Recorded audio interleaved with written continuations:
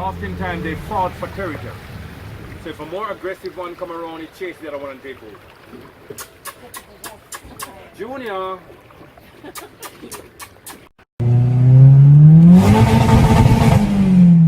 Welcome again. Darnell Garrett MS6 here. Well, I messed up my own name. This is actually that third trip I was actually talking about.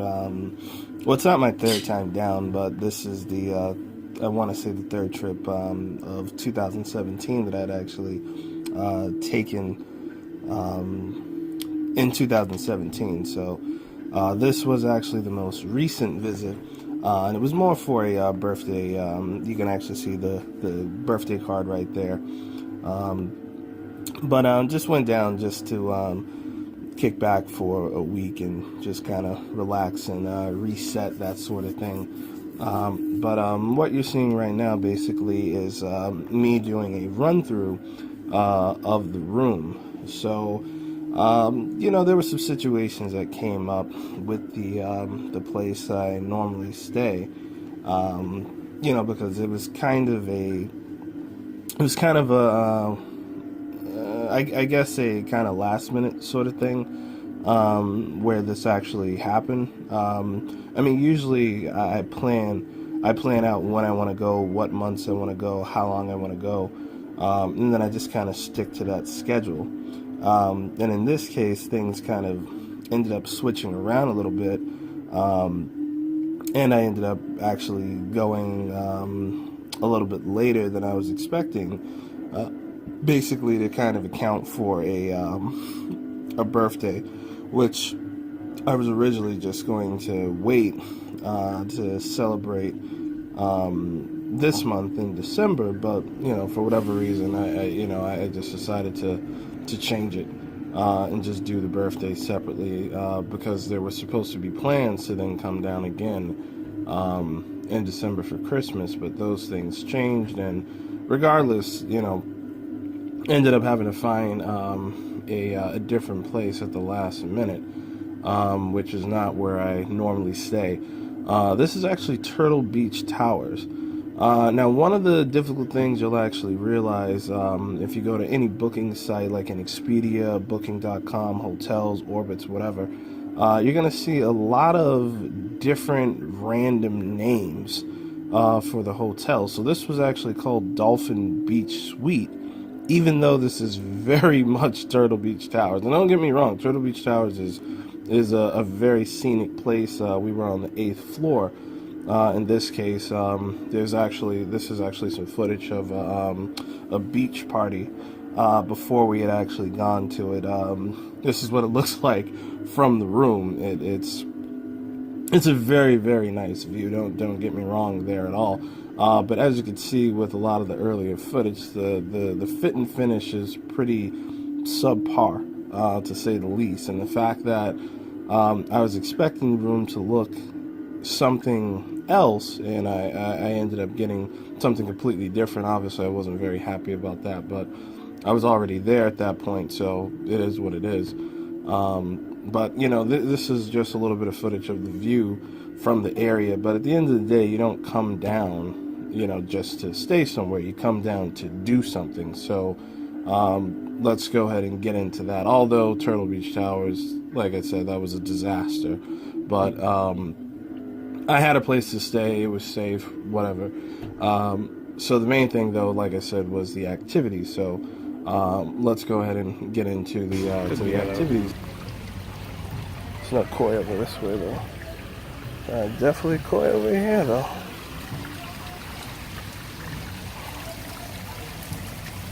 Look at that.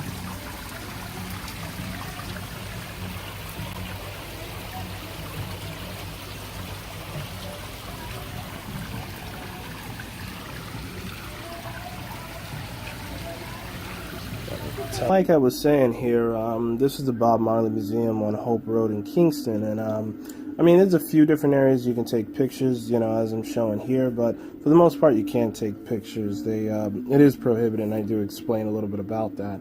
More of a financial thing, because obviously Bob Marley is such a a large part of Jamaica as well as its heritage, and really one of the main things that people associate, the island with. You think of Jamaica and more than likely, the first thing you're going to think about is Bob Marley. And if you have the opportunity, I would absolutely recommend visiting there. There is you don't even realize the impact and the significance of this one man's life until you actually you take an opportunity to understand where he came from and why he was so significant. A lot of people think of him as just a musician, but he's so much more than that, and I learned so much about his life and, seeing where he rested his head, or, where he drew inspiration, or, different places where, they even had, some of his clothes there. There was a studio in the home as well, where some of his biggest tracks were recorded. So just a ton of history, a ton of history overall. Also, this area over here was this Tough Gong Studios. Well, the name itself, Tough Gong, comes from Bob Marley's nickname, basically. So, if you've heard anything about his children, Damian Marley, is called Gong Jr. And that's because, Bob Marley was called Gong, so Tough Gong, it's symbolic in that way. Very, very, a lot of history, definitely a lot of history in the name and the studio and the music and everything. And this over here, though, is Heroes Park. Heroes Park has a lot of history in it. Basically pays homage to a lot of the more notable figures in Jamaican culture and society that helped impact and change different things. And it basically honors their deaths and what their accomplishments were in life. A really beautiful place, and it's actually has armed guards there 24/7, which is something very interesting. I wasn't expecting to see that. After that, though, we came over to this restaurant called Crystal Edge, and Crystal Edge is a very nice restaurant. Granted, because the party that I was in was so large, I think there was about,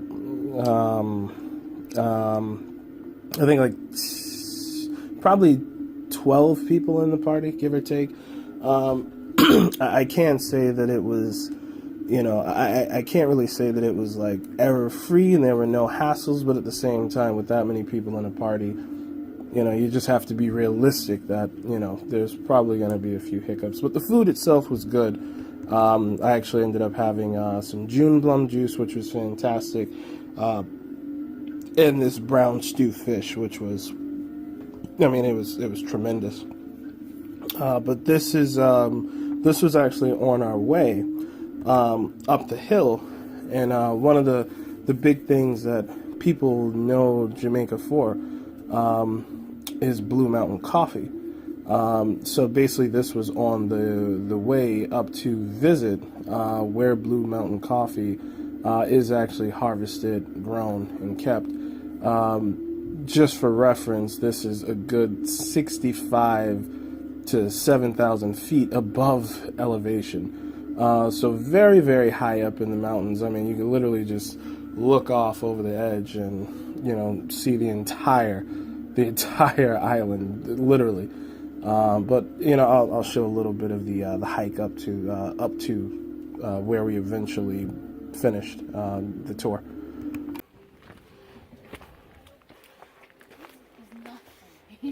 Oh. This is not opportunity. I'm already tired. That's why we go to the gym. Oh. No.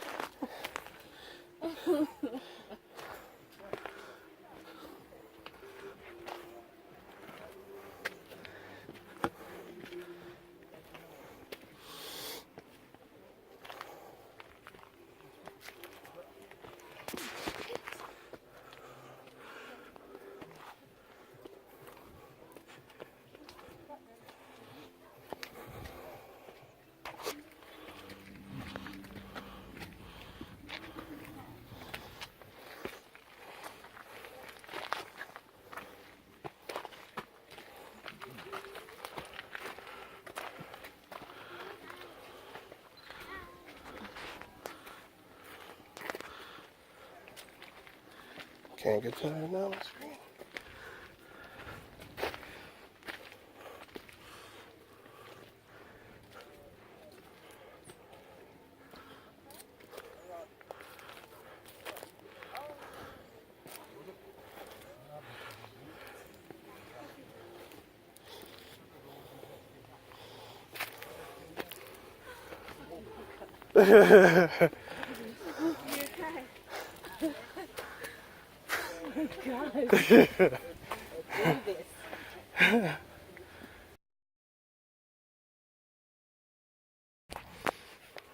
And the source of the coffee.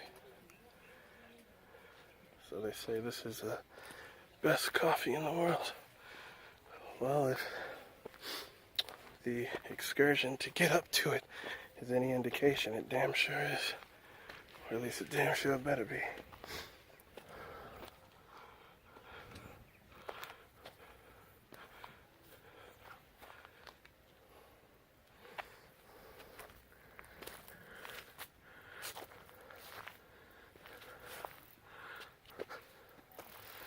Oh, don't bust my ass. Look at that. Oh, they're even higher up.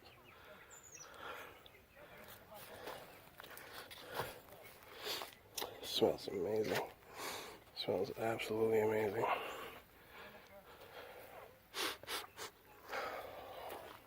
Damn, it smells amazing.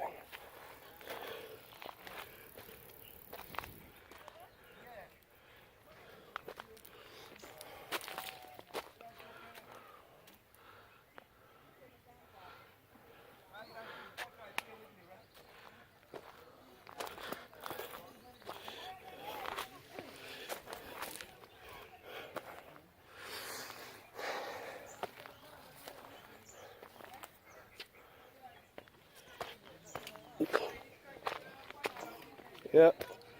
Almost died. Almost died. Almost died right there. Not even gonna lie.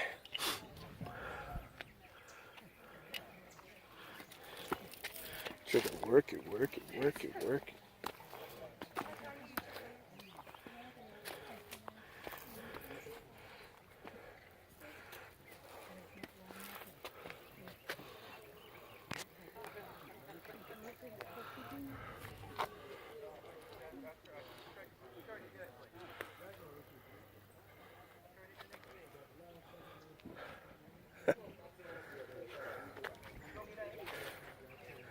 I want to keep hiking now. Feeling good now.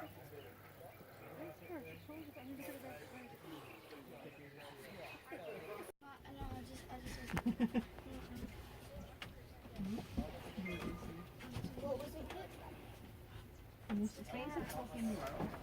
You give the coffee beans in Indonesia, value and they eat it, they don't break it down, so it still says machines. But the acid in their candies, leave it there, and then pick up your food. Well, the best spot is pretty much in these rooms.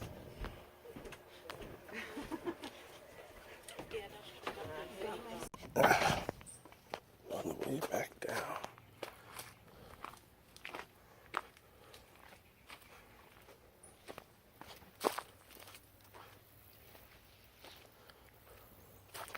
Jesus. Almost died.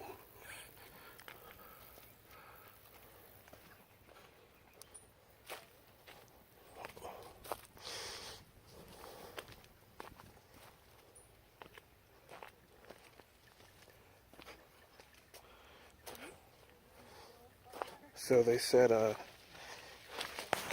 only ones they want are the red ones, and furthermore, only people that picked them is the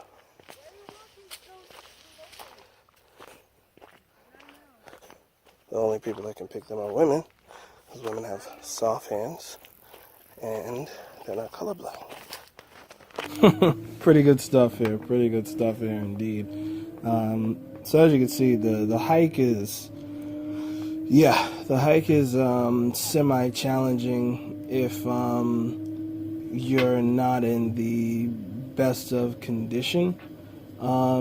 Obviously, I'm not saying that you can't do it unless you're a bodybuilder, but there were a ton of people that experienced trouble getting up this hill. So not the whole party made it up, but again, tremendous if you can make it up. The views are amazing, and the smells are equally amazing. I mean, it's coffee and banana, which is just, I really don't know how to explain it. Like the scenery mixed with the smell, it's just, and plus it's actually a lot cooler up there as well. I mean, the rest of the island was regularly in the 85 to 90 degree range, which is, I mean, that sounds nice at this time of year, but it's actually terrible. 90 degrees is actually really uncomfortable, but up there it was closer to, I want to say, like 80, 75, like in that area. So it actually felt really, really nice. But I mean, you can look at the views though and see, like, literally you could just kind of like look out and stare off over the whole length of the island, which is pretty impressive stuff, to say the least. But obviously coming up here and doing all this coffee work, we did get to sample some coffee as well as some rum cake, which it is a very, very different sort of rum cake. It's real rum cake. It's real. The only thing that was kind of weird is there were a couple kids that were in the group and they had the cake, and I know for a fact that cake was way too strong for them. But then they're not my kids, so that's really not my concern. But moving on, now we have YS Falls.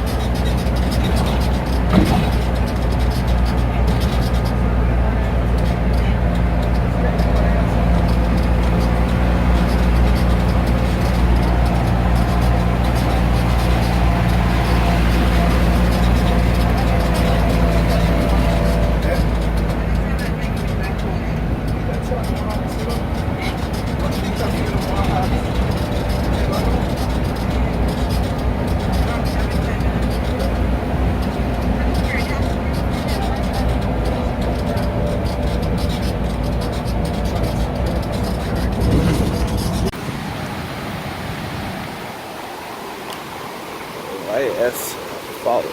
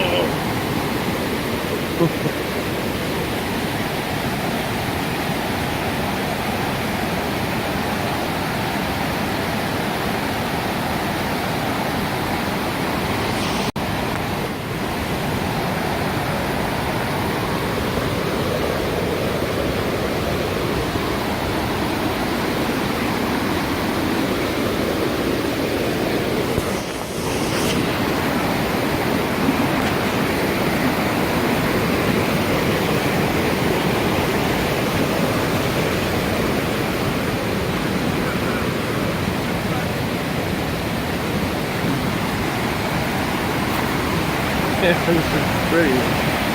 This is pretty.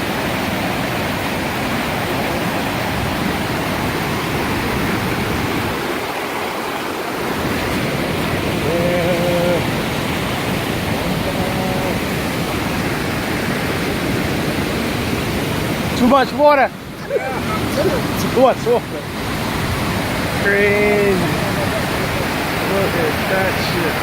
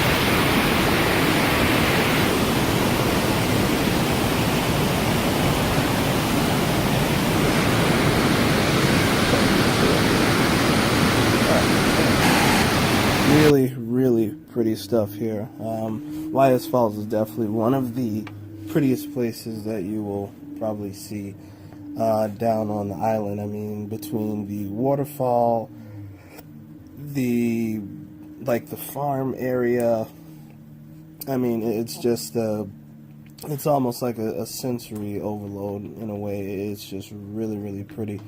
They do have a little restaurant there. The food is actually really good.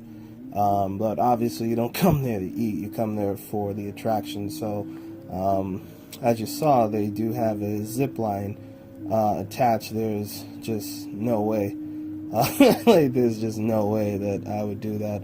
That's a large body of water, so I'm fine with that.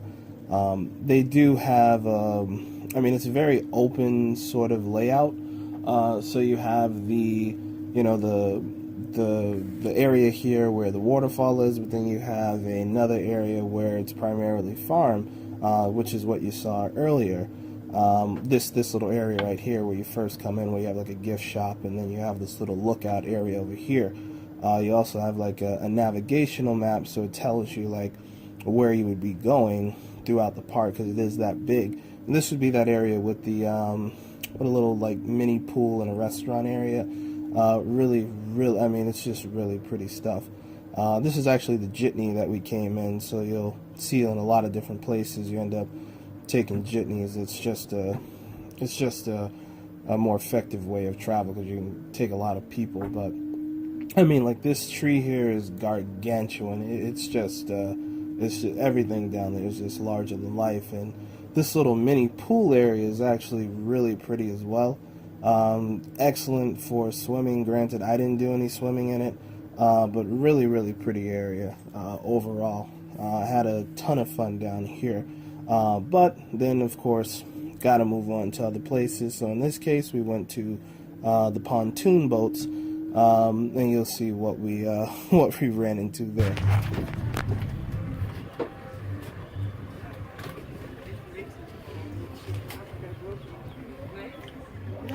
Wild crocodiles. It's decent size. 95% of your diet are consist of fish, crabs, insects, birds, or decomposed meat. They eat the dogs or goats or pigs, any animals that come close to the river. The other 5% tourists. Now, this around here is a crocodile town. It's very normal for people to wake up around here and find baby crocodile in their yards or on their premises. Then they have to call the authorities to remove them. And they put them over there in the nursery. You see the sign straight ahead of us?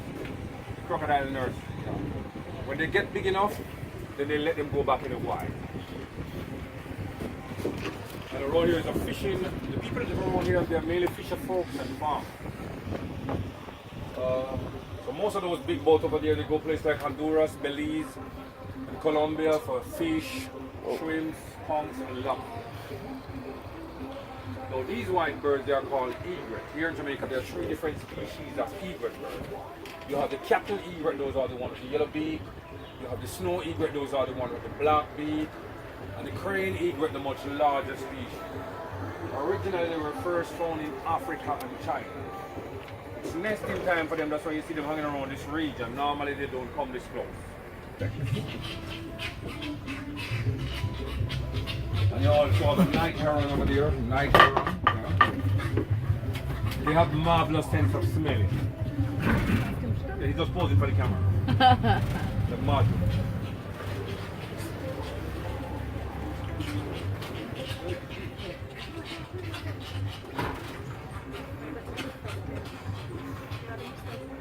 Crocodiles are coming.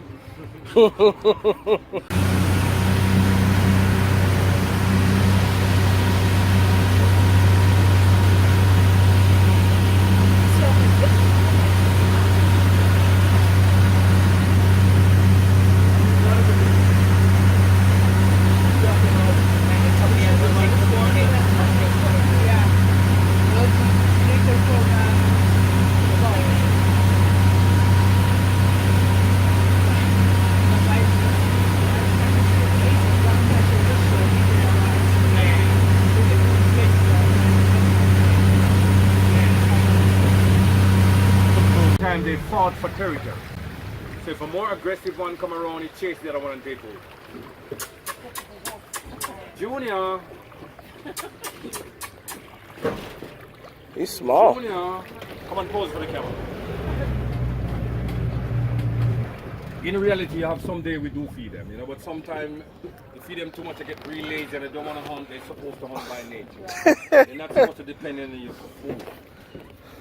They can stay underwater for 6 hours if they want. And you can lock them in a building for 5 months without no food and they still survive. They live from the body part. On land they can run up to 35 miles per hour. Problem, they cannot keep it up for long. To get away from them you have to run in a zigzag motion and you make a sharp radius turn. But in the water they turn rapid fast. This one will range anywhere between 10 or 12-year-old crocodile. When they are born, they're like 5 inches, like the length of your hand middle. For the first 5 years, they go like 2.5 inches per year. Beyond that, they go like 1.5 inches per year.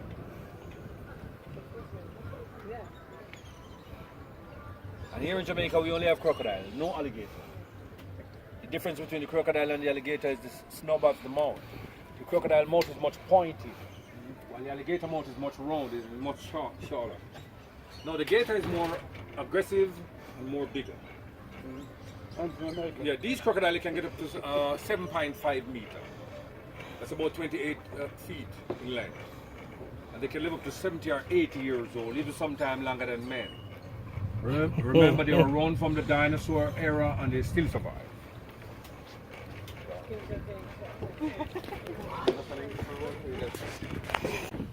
So actually it is one of the largest wetland regions in Jamaica. So most of the water is coming from the mountain, from the spring, from the rocks, you know? Yeah.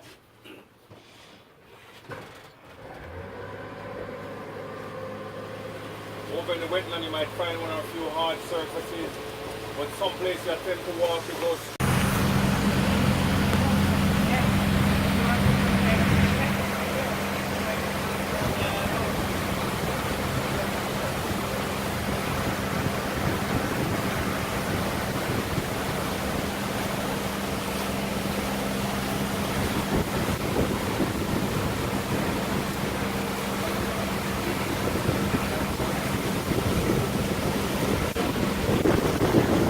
It took them a very long time for them to reach maturity.